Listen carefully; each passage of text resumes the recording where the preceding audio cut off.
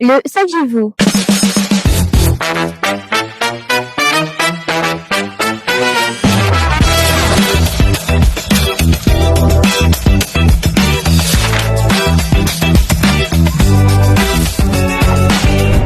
Les déchets en plastique qu'on jette par terre finissent très souvent dans les caniveaux, obstruent les drains, empêchent l'eau de pénétrer correctement le sol et bonjour les inondations, surtout en saison de pluie. Et si on recyclait, les gars? Vous savez, la décharge principale de Meubus située à Rebus reçoit des ordures depuis les années 60. Il arrive très souvent qu'on aperçoit à l'horizon des fumées. Contrairement à la croyance populaire, on a toujours cru qu'ils brûlaient les déchets pour s'en débarrasser. En vrai, les déchets s'enflamment tout seuls à cause de la compression ou de la chaleur des conditions tout simplement. Alors ok, le projet Promojet vise à améliorer la gestion avec un processus de tri et de compostage. Mais nous, à notre niveau, qu'est-ce qu'on peut faire?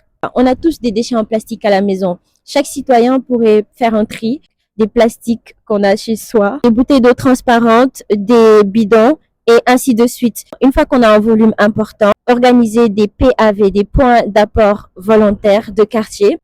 Ça peut être une cage grillagée destinée uniquement au plastique. Une fois pleine, le quartier peut faire appel à des entreprises qui font du recyclage de plastique. Just imagine! Just imagine if I realized that. Ce serait incroyable. Ces entreprises se déplacent pour des tonnes de plastique. Il existe notamment une application qui s'appelle Coliba ou une initiative comme Recuplast qui ont souvent des points de dépôt ou un réseau de collecte mobile. D'ici juin 2026, les PRN, points de regroupement normalisés installés par le projet Promojet sont censés faciliter ce tri. Renseignez-vous auprès de votre mairie locale pour en savoir plus. Aujourd'hui, des projets comme Plastic Odyssey, c'est extraordinaire. Ils transforment le plastique en planches, en pavés ou meubles urbains. Vous comprenez dès lors que le recyclage est un levier économique.